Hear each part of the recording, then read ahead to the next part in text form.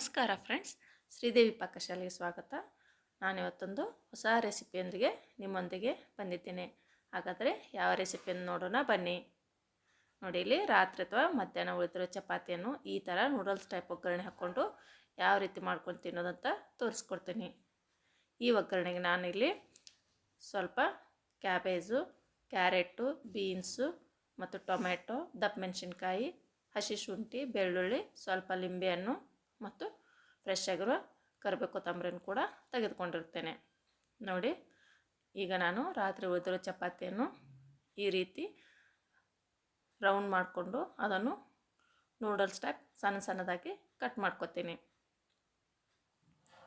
ನೋಡಿ, ಈ ಥರ ಎಷ್ಟು ಚಿಕ್ಕದಾಗಿ ಬರ್ತದೆ ಅಷ್ಟು ಚಿಕ್ಕದಾಗಿ ಕಟ್ ಮಾಡ್ಕೋಬೇಕು. ನೋಡಿ, ಮನೆಗೆ ಯಾರಾದರೂ ಗೆಸ್ಟ್ ಬಂದರೆ ಸ್ವಲ್ಪ ಹೆಚ್ಚು ಕಡಿಮೆ ಚಪಾತಿ ಮಾಡಿರ್ತೀವಿ, ಆವಾಗ ಜಾಸ್ತಿ ಉಳಿದಿದ್ದು ಅಂದರೆ ಈ ಥರ ಮಾಡಿಕೊಂಡು ತಿನ್ಬೋದು. ನೋಡಿ ಫ್ರೆಂಡ್ಸ್, ಈ ಥರ ರೌಂಡಾಗಿ ಚಪಾತಿಯನ್ನು ಒಂದು ರೋಲ್ ಮಾಡಿಕೊಂಡು ಚಿಕ್ಕ ಚಿಕ್ಕ ಪೀಸ್ಗಳನ್ನ ಕಟ್ ಮಾಡಿದರೆ ಈ ಥರ ನೂಡಲ್ಸ್ ಟೈಪ್ ಬರ್ತದೆ. ನೋಡಿ, ಎಷ್ಟೊಂದು ತೆಳುವಾಗಿ ಬಂದಿರ್ತದೆ. ಇದಕ್ಕೆ ನಾವು ಎಲ್ಲ ಥರದ ವೆಜಿಟೇಬಲ್ಸ್ ಹಾಕಿ ಒಗ್ಗರಣೆ ಹಾಕಿದರೆ ಟೇಸ್ಟ್ ಮಾತ್ರ ಮಸ್ತ್ ಬರ್ತದೆ. ಹಾಗಾದರೆ ಬನ್ನಿ ಇದನ್ನು ಒಗ್ಗರಣೆ ಮಾಡೋಣ. ಒಲೆ ಮೇಲೆ ಒಂದು ಕಡಾಯನ್ನಿಟ್ಟು ಅದಕ್ಕೆ 2 ಸ್ಪೂನ್ ಎಣ್ಣೆ ಹಾಕಿದ್ದೀನಿ. ಅದು ಎಣ್ಣೆ ಸ್ವಲ್ಪ ಚೆನ್ನಾಗಿ ಬಿಸಿ ಆದಮೇಲೆ ಅದಕ್ಕೆ ಸ್ವಲ್ಪ ಜೀರಿಗೆ ಮತ್ತು ಸಾಸಿವೆಯನ್ನು ಹಾಕ್ಕೋಬೇಕು.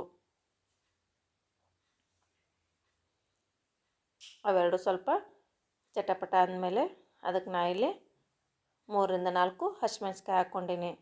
ನೋಡಿ, ನಾವು ಎಲ್ಲ ಥರದ ವೆಜಿಟೇಬಲ್ಸ್ ಸಣ್ಣದಾಗಿ ಕಟ್ ಮಾಡ್ಕೊಂಡಿರೋದ್ರಿಂದ ಮೆಣಸಿನ್ಕಾಯನ್ನು ಈ ರೀತಿ ದಪ್ಪ ದಪ್ಪದಾಗಿ ಹಾಕ್ಕೊಂಡಿನಿ, ಯಾಕಂದ್ರೆ ತೆಗೆದು ತಿನ್ನಲಿಕ್ಕೂ ಕೂಡ ಇದು ಹೆಲ್ಪ್ ಆಗ್ತದೆ. ನೋಡಿ ಫ್ರೆಂಡ್ಸ್, ನಾ ಹಾಕಿರೋ ಮೆಣಸಿನ್ಕಾಯಿ ಸ್ವಲ್ಪನೂ ಕೂಡ ಖಾರ ಇರೋದಿಲ್ಲ. ಇದನ್ನು ಎಣ್ಣೆಯಲ್ಲಿ ಚೆನ್ನಾಗಿ ಫ್ರೈ ಮಾಡ್ಕೊತೀನಿ. ಇದ್ರ ಜೊತೆಗೆ ನಾ ಇಲ್ಲಿ ಒಂದು ಉಳ್ಳಾಗಡ್ಡಿಯನ್ನು ಈ ರೀತಿ ಉದ್ದುದ್ದಾಗಿ ಕಟ್ ಮಾಡಿಕೊಂಡು ಹಾಕ್ಕೊಂಡಿನಿ.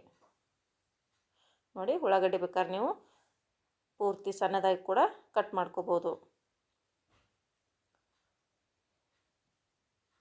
ಇದಕ್ಕೆ ನಾನು ರುಚಿಗೆ ತಕ್ಕಷ್ಟು ಸ್ವಲ್ಪ ಉಪ್ಪನ್ನು ಹಾಕಿ ಉಳ್ಳಾಗಡ್ಡಿಯನ್ನು ಸ್ವಲ್ಪ ಕಲರ್ ಚೇಂಜ್ ಆಗಿರೋದನ್ನು ಫ್ರೈ ಮಾಡ್ಕೊಳ್ತೀನಿ.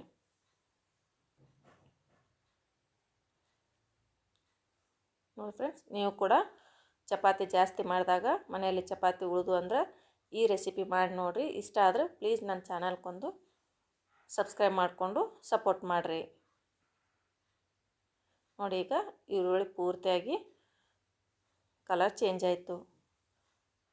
ಆಮೇಲೆ ಇದಕ್ಕೆ ಸಣ್ಣದಾಗಿ ಕಟ್ ಮಾಡ್ಕೊಂಡಿರೋ ಬೆಳ್ಳುಳ್ಳಿ ಮತ್ತು ಹಸಿ ಶುಂಠಿಯನ್ನು ಹಾಕ್ಕೊಂಡು ಅದನ್ನು ಕೂಡ ಎಣ್ಣೆಯಲ್ಲಿ ಫ್ರೈ ಮಾಡ್ಕೋಬೇಕು. ನೋಡಿ, ಶುಂಠಿ ಬೆಳ್ಳುಳ್ಳಿಯನ್ನು ಮೊದಲಿಗೆ ಹಾಕಿದರೆ ಅದು ಪೂರ್ತಿಯಾಗಿ ಬ್ರೌನ್ ಆಗಿಬಿಡ್ತದೆ, ಅದಕ್ಕೆ ನಂತರ ಹಾಕ್ಕೊಂಡಿರ್ತೀನಿ. ಅದ್ರ ಜೊತೆಗೆ ನಾ ಇಲ್ಲಿ ಸಣ್ಣದಾಗಿ ಕಟ್ ಮಾಡ್ಕೊಂಡಿರೋ ಕ್ಯಾರೆಟು ಮತ್ತು ಉಳಿದಿರುವ ಎಲ್ಲ ತರಕಾರಿಯನ್ನು ಕೂಡ ಈ ಸದ್ಯ ಹಾಕ್ಕೋತೀನಿ. ನೋಡಿ, ಬೀನ್ಸ್ ಇಷ್ಟು ಸಣ್ಣದಾಗಿ ಕಟ್ ಮಾಡ್ಕೋಬೇಕು. ಸಾಯಂಕಾಲ ಮಕ್ಕಳು ಸ್ಕೂಲಿಂದ ಬಂದರೆ ಈ ಥರ ಹೆಲ್ದಿಯಾದ ಒಂದು ರೆಸಿಪಿ ಮಾಡಿಕೊಟ್ರೆ ತುಂಬ ಇಷ್ಟಪಟ್ಟು ತಿಂತಾರೆ. ನೋಡಿರಿ, ಅದರ ಜೊತೆಗೆ ನಾಲಿ ದಪ್ಪಗಿರುವ ಮೆಣಸಿನ್ಕಾಯಿ ಮತ್ತು ಕ್ಯಾಬೇಜನ್ನು ಕೂಡ ಹಾಕ್ಕೊಂಡು ಅದನ್ನು ಕೂಡ ಎಣ್ಣೆಯಲ್ಲಿ ಚೆನ್ನಾಗಿ ಮಿಕ್ಸ್ ಮಾಡ್ಕೊತೀನಿ. ನೋಡಿರಿ, ಅದಕ್ಕೆ ನಾ ಇಲ್ಲಿ ಸ್ವಲ್ಪ ವಟಾಣಿ ಕೂಡ ಹಾಕ್ಕೊಂಡೀನಿ. ನೀವು ಇದ್ರೆ ಹಾಕ್ಕೋಬೋದು, ಇಲ್ಲಾಂದರೆ ಸ್ಕಿಪ್ ಮಾಡ್ಕೊಳ್ಬೋದು. ಇದಕ್ಕೆ ಬರೀ ಉಳ್ಳಾಗಡ್ಡಿ ಟೊಮೆಟೊ ಹಾಕ್ಕೊಂಡು ಕೂಡ ಒಂದು ಸ್ವಲ್ಪ ಚಿಲ್ಲಿ ಪೌಡ್ರನ್ನು ಕೂಡ ಹಾಕಿಕೊಂಡು ಇದನ್ನು ಒಗ್ಗರಣೆ ಸಿಂಪಲ್ಲಾಗಿ ಒಗ್ಗರಣೆ ಕೂಡ ಮಾಡ್ಕೋಬೋದು. ನಾ ಸ್ವಲ್ಪ ತರಕಾರಿಯನ್ನು ಹಾಕಿ ಈ ರೀತಿ ಮಾಡ್ಕೊಂಡೀನಿ. ನೋಡಿ, ಮುಚ್ಚಳವನ್ನು ಮುಚ್ಚಿ 3ರಿಂದ 4 ನಿಮಿಷ ಕಾಲ ಸ್ವಲ್ಪ ತರಕಾರಿ ಬೇಯೋವರೆಗೂ ಇದನ್ನು ಬೇಯಿಸ್ಕೋಬೇಕು. ಆಮೇಲೆ ಇದಕ್ಕೆ ಒಂದು ಅರ್ಧ ಹೋಳು ಟೊಮೆಟೊನು ಕೂಡ ಹಾಕ್ಕೊಂಡೀನಿ. ಟೊಮೆಟೊನು ಕೂಡ ಇದು ಪೂರ್ತಿಯಾಗಿ ಮೆತ್ತಗಾಗಬೇಕು.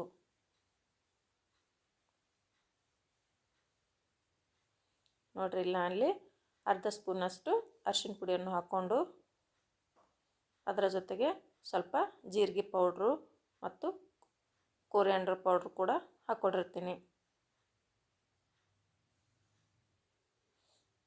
ನೋಡಿ, ಇವೆಲ್ಲವನ್ನು ಎಣ್ಣೆಯಲ್ಲಿ ಚೆನ್ನಾಗಿ ಫ್ರೈ ಮಾಡಿಕೊಂಡು ನಂತರ ನಾವು ಮೊದಲೇ ರೆಡಿ ಮಾಡಿಟ್ಟುಕೊಂಡಿರುವ ಚಪಾತಿ ಕಟ್ ಮಾಡ್ಕೊಂಡಿರ್ತೀವಲ್ಲ ಅದನ್ನು ಹಾಕ್ಕೊಂಡು ನೀಟಾಗಿ ಮಿಕ್ಸ್ ಮಾಡ್ಕೊಳ್ಬೇಕು. ನೋಡಿ, ಈ ಚಪಾತಿ ನೂಡಲ್ಸ್ ಹಾಕ್ಕೊಂಡಿಂದ ಚಮಚೆ ಸಹಾಯದಿಂದ ಇದನ್ನು ಮಿಕ್ಸ್ ಮಾಡ್ಕೊಳ್ಳಲು ಆಗೋದಿಲ್ಲ. ಅದಕ್ಕೆ ನಾನು ಇಲ್ಲಿ ಒಂದು ಫೋರ್ಕನ್ನು ತೆಗೆದುಕೊಂಡು ಅದರ ಸಹಾಯದಿಂದ ಇದನ್ನು ಮಿಕ್ಸ್ ಮಾಡಿಕೊಳ್ಳುತ್ತೇನೆ. ನೋಡಿ, ಜಾಸ್ತಿ ಮಿಕ್ಸ್ ಮಾಡಿಕೊಂಡ್ರೆ ಇವು ಪೂರ್ತಿಯಾಗಿ ಕಟ್ಟಾಗಿ ಉದ್ದುದ್ದಾಗಿ ಉಳಿಯೋದಿಲ್ಲ. ಆದ್ದರಿಂದ ಸ್ವಲ್ಪ ನೀಟಾಗಿ ಮಿಕ್ಸ್ ಮಾಡ್ಕೋಬೇಕು. ನೋಡಿ, ಈಗ ಚಪಾತಿ ಕೂಡ ಸ್ವಲ್ಪ ಬಿಸಿ ಆಯಿತು. ಅದಕ್ಕೆ ನಾನು ಇಲ್ಲಿ ಫ್ರೆಶ್ ಆಗಿರೋ ಕೊತ್ತಂಬರಿ ಮತ್ತು ಕರಿಬೇವು ಸೊಪ್ಪನ್ನು ಹಾಕಿ ಅದಕ್ಕೆ ಸ್ವಲ್ಪ ಲಿಂಬೆಹಣ್ಣಿನ ರಸವನ್ನು ಕೂಡ ಸೇರಿಸ್ಕೊಂಡು ನೀಟಾಗಿ ಮಿಕ್ಸ್ ಮಾಡ್ಕೋತೀನಿ. ನೋಡಿ, ಈಗ ಟೇಸ್ಟಿಯಾದ ಒಂದು ಬ್ರೇಕ್ಫಾಸ್ಟ್ ಟೈಪ್ ರೆಸಿಪಿ ರೆಡಿ ಆಯಿತು. ನೋಡಿ, ಎಷ್ಟೊಂದು ಕಲರ್ಫುಲ್ಲಾಗಿ ಬಂದಿರ್ತದೆ. ಸ್ವಲ್ಪವೇ ಸ್ವಲ್ಪ ಲಿಂಬೆಹಣ್ಣಿನ ರಸ ಕೂಡ ಹಾಕ್ಕೊತೀನಿ.